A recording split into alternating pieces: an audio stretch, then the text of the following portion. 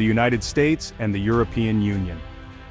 Two economic titans long intertwined but perpetually caught in a delicate dance of cooperation and competition.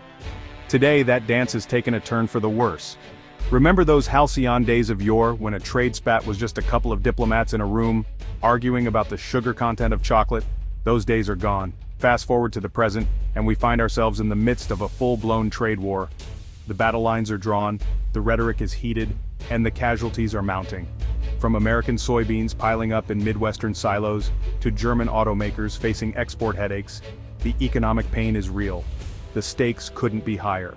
The transatlantic relationship, long a cornerstone of the global order, is being tested like never before.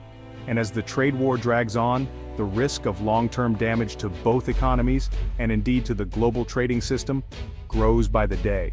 To understand this trade war, we need to talk about America first. No, it's not just a catchy slogan on a red baseball cap. It's the cornerstone of the Trump administration's economic policy, a policy that views global trade not as a mutually beneficial endeavor, but as a zero-sum game where one country's gain is inherently another's loss. The America First doctrine rests on the belief that the United States has been taken advantage of in trade deals for far too long. It argues that unfair foreign competition, particularly from China but also from allies like the EU, has cost American jobs and undermined American industry. The solution? Tariffs, baby. Those trusty old levies on imported goods, designed to make foreign products more expensive and thus give domestic industries a leg up. Now, tariffs aren't inherently bad. They can be useful tools in certain situations.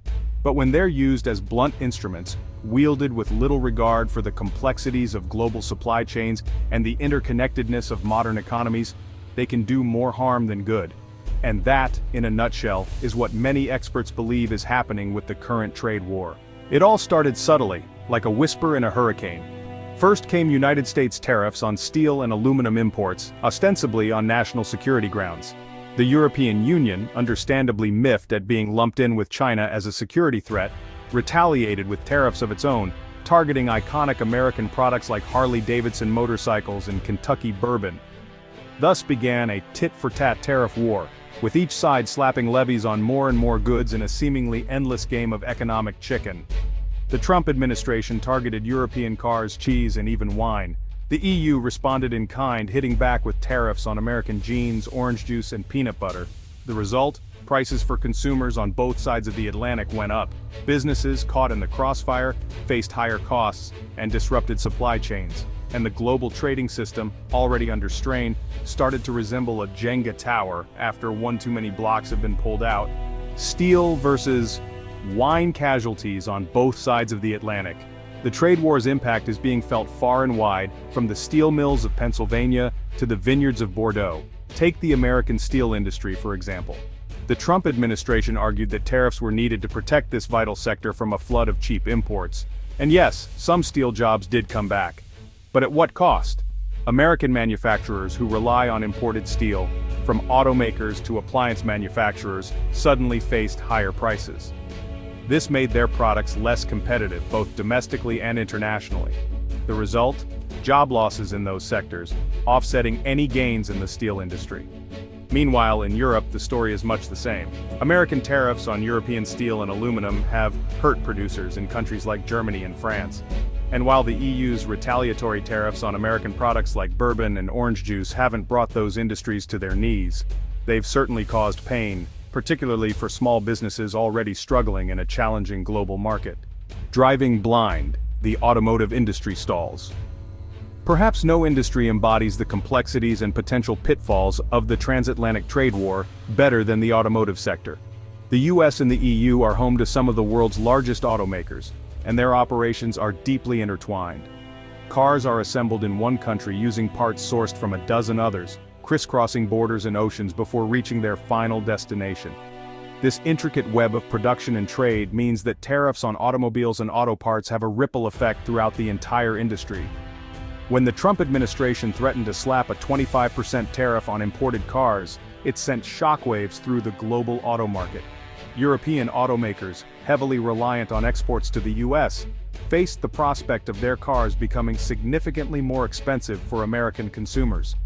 the threat of auto tariffs hung over the transatlantic relationship like a dark cloud for months. While a full-blown auto trade war has so far been averted, the uncertainty and tension have undoubtedly taken their toll on investment and planning in the industry. The Tesla tussle, a case study in trade wars. Let's zoom in on a specific example, Tesla. Elon Musk's electric car company, once the darling of Silicon Valley, found itself caught in the crosshairs of the US-China trade war. As China slapped tariffs on American-made cars in retaliation for US tariffs on Chinese goods, Tesla's sales in the world's largest auto market took a hit. To circumvent these tariffs, Tesla accelerated plans to build a gigafactory in Shanghai, its first manufacturing facility outside the US. This move highlighted the difficult choices that companies face in a world of escalating trade tensions. The Tesla case study illustrates how trade wars can distort investment decisions, forcing companies to make choices based not on long-term strategic planning, but on the whims of protectionist policies. A world divided, the global fallout. The transatlantic trade war isn't just a spat between two economic giants, it's a symptom of a broader trend, the unraveling of the rules-based trading system that has underpinned global prosperity for decades.